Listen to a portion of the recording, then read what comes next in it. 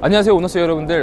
위너스 부동산TV의 서치원입니다. 제가 지금 여기 나와 있는 곳은 용산역이에요. 그러니까 제가 용산역에 왜 나왔냐, 제가 저번 촬영 때 뉴스룸이라는 코너에서 역사 속으로 사라지는 전자상가라는 코너로 한번 유튜브 촬영한 적이 있는데, 거기 주된 내용이 서울시가 용산국제업무지구에 관련된 연계 전략을 로드맵을 냈었죠. 그래서 실제 용산 전자상가를 AI 거점 세트로 만들어서 용적률 1000%의 인센티브를 주고 스카이라인으로 실리콘밸리로 만든다는 호재가 있었습니다. 그리고 그와 비롯된 용산 전비창 사업과 국제업무지구를 전체 개발한다면 향후 어떻게 모습이 그려질까에 대해서 한번 이야기를 나눠봤었는데요. 그래서 오늘은 제가 실제 현장에 나와서 용산 전자상가가 좀 어떻게 좀 되고 있는지, 그리고 여기 용산역과 가까운 신용산역이 있죠. 거기에 비롯된 아모레퍼시픽 사옥이라든지 하이브 사옥도 한번 탐방도 해보고, 이러한 현장감을 영상에 담아서 오너스 여러분들께 보여드리고자 왔습니다. 용산 전비창과 용산 국제업무지구를 합하면 면적이 무려 15만 평이에요. 이는 여의도의 2배이고요. 서울광장의 40배일 정도로 어마어마한 천지 개벽 수준의 개발 호재가 있습니다. 그래서 실제 한번 현장에 가봐서 이야기 나눠보도록 하겠습니다. 한번 가보시죠. 이제 용산 전자상가를 좀 가다가 뒤쪽에 보이는 아모레퍼시픽에 잠깐 멈췄습니다. 아모레퍼시픽 건물은 누구나 잘 알고 있는 건물이죠. 이 당시 2014년도에 착공을 시작을 해서 2017년도에 준공이 완료된 건물입니다. 이 건물을 설계를 했던 설계사는 세계적으로 가장 유명한 데이비드 치퍼필드가 설계를 하였고요. 이 건물을 설계한 뒤에 프리커츠상을 수상을 하였습니다. 제가 이전에 성수동 영상을 촬영하면서 크래프톤이 매입한 이마트 부지도 설계를 맡았다고 설명을 드렸는데요. 그래서 향후 이 이마트 건물도 어떻게 변하는지 한번 지켜봐야 될 것 같습니다. 이 당시 건물을 신축을 하면서 2017년도 당시에 6천억가량을 들여서 건물을 신축했다고 하는데 정말 어마어마하죠. 물론 이제 지금은 건축비랑 이런 게 너무 많이 올라서 다시 건물을 짓는다고 하면 조 단위 이상이 나오겠지만, 그 당시 이 아모레퍼시픽 신사옥을 매입을 해서 저 정도 건축비를 베팅할 수 있었던 아모레퍼시픽의 서금배 회장님의 안목이 대단해 보입니다. 저 건물이 들어오고 나서부터 용산역에 대한 상권이 좀 달라졌고요. 뒤쪽으로는 용리단길이 형성이 되고 대로변으로는 스카이라인으로 형성이 돼서 앞으로 향후에 용산 전자상가 비롯해서 정비창까지 다 개발이 된다고 하면 이 건물의 모티브로 스카이라인이 다 구축이 될 거라고 예상이 됩니다.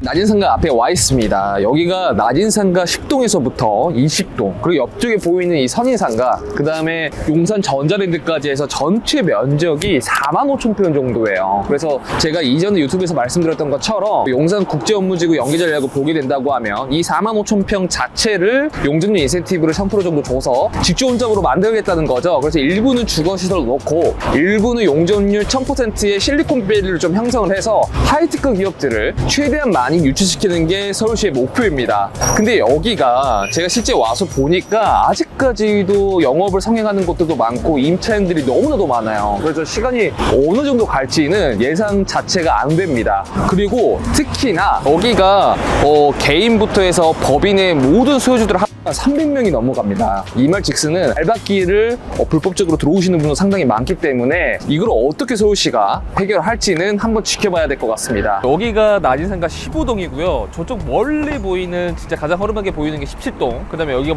전자월드, 여기가 10동인데 여기 전체가 나중에 다 개발된다고 보시면 됩니다. 그럼 면적이 한 45,000평 정도 되니까 정말 어마어마한 면적이라 좀 보실 수가 있을 것 같아요. 그리고 여기 옆쪽으로는 아직까지 철거 애정지라고 하지만 실제로 가보시면 영업하고 계시는 것도 보일 수가 있어요. 근데 그 이유가 이게 아무래도 보상이나 이런 것들이 적절하게 이루어지지 않다 보니까 소송 중에 있습니다. 이 나진상가 한 동만 해도 지금 이런 문제들이 생기는데 여러 가지 동들을 나중에 어떻게 이게 서울시에서 진행을 할지는 머릿속에 좀 그려지지가 않습니다. 아마도 이게 전체 개발이 되려면 정말 오랜 시간이 걸리지 않을까 싶어요. 지금 보이시는 이쪽도 아직까지도 다 성행을 하고 있고요. 이게 전체 소유주만 해도 300명이 넘어가고요. 개인 법인 합쳐서. 그 다음에 임차인들만 다 도합한다고 하면 이게 거의 500명이 넘어가는 수준이다 보니까 이러한 부분들을 앞으로 어떻게 해 나갈 수 있는 봐야 될 것 같습니다. 여기 제가 용산 전자랜드 같은 경우에는 정말 많이 오거든요. 영화보러도 자주 오기도 하고 가끔씩 전자제품 사러 한번 가끔씩 오긴 하는데 사람이 그렇게 많이 있지는 않아요. 근데 주말 같은 경우에는 또 용산역에 있는 영화관이 거의 다 꽉 차다 보니까 그나마 가까운 영화관이 여기 전자랜드거든요. 그래서 자주 오는 편이기도 하는데 올 때마다 나중에 이거 어떻게 또 임차인들을 다 협의를 할까 이런 고민들이 좀 있습니다. 실제 현장 와보니까 이거는 제가 보기에는 정말 상당한 오랜 기간이 걸릴 것 같고요. 그래도 향후에 여기 자체가 나중에 개발된다고 하면 상상이 안 될 정도로 정말 어마어마하게 될 것 같습니다. 그리고 저기 철도창 부지 같은 경우에는 코레일이 70%를 갖고 있고 나머지 30%는 국공유지예요. 그래서 예전에 원래 2007년도에 드림어브라는 시행사한테 원래 코레일 측에 갖고 있었던 지분을 팔았는데 5조 가까이 팔았죠. 근데 그 이후에 이 드림어브 측이 이제 파산을 하게 되면서 1심, 2심 끝에 겨우겨우 최종 승소를 해서 코레일이 다시 가져왔습니다. 그 이후에 2015년도부터 이제 코레일은 운임료 인상에 대한 문제라든지 기타 여러 가지 문제들 때문에 계속적으로 지금까지도 적자예요. 그래서 코레일 측은 저 철도창 부지를 어떻게든 팔아서 수익을 얻고 싶어 하고 서울시 측은 2026년 기준으로 인허가 인프라가 완성된 다음에 협의를 해봐야 된다라는 조건을 좀 내고 있습니다. 그래서 그러한 어떠한 이해관계에 대한 문제, 그 다음 특히나 여기 용산 전자상가에 대해서는 소유자 간의 어떠한 합의의 문제, 그래서 향후에 임차인들의 보상의 문제가 다 이루어져야지만 아무래도 저희가 바라고 있는 천지개벽의 개발 모습을 볼 수 있지 않을까 싶습니다. 그리고 지금 여기를 만약에 투자하신다고 하면 너무 많이 올랐어요. 특히나 뭐 신용산역 쪽부터 해서 삼각지역 그쪽 이면부터 해서 너무나도 다 선반영이 됐기 때문에 뭐 실제로 대로변에 뭐 50평대 건물을 매입하려면 100억 원이 넘어갑니다. 그리고 실제 호가는 뭐 2억 5천에서 3억 가까이 불리고 있어요.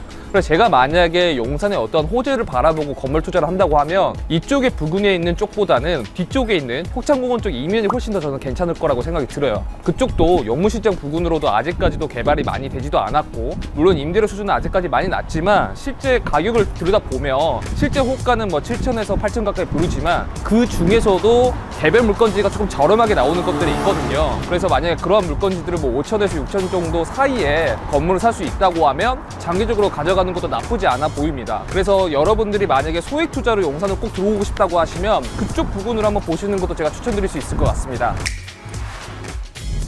자, 이제 신용산 쪽으로 왔습니다. 아까 정비창하고 저 용산 전자상가를 봤고 이쪽에 저희 서 있는 쪽은 뒤쪽에 보이시는 하이브 사옥 앞에 있습니다. 시가총액이 8천억이죠. 하이브는 원래 노년도 2층만 쓰다가 지금 지하 7층, 지상 19층인 이 건물에 전체 사옥으로 사용 중에 있습니다.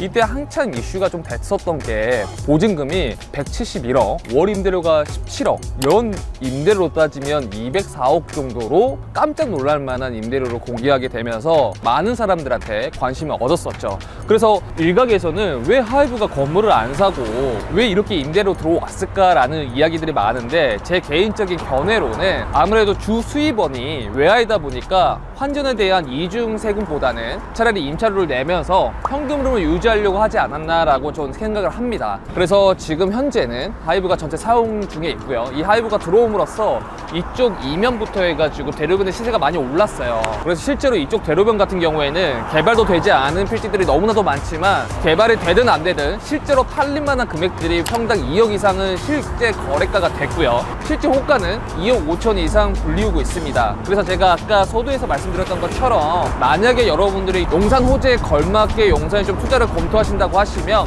차라리 이쪽 지역보다는 호천공원 인근으로 단독 개발이 가능한 필지들로 조금 더 개별 물건지를 검토하시는 게 좋다고 생각을 합니다.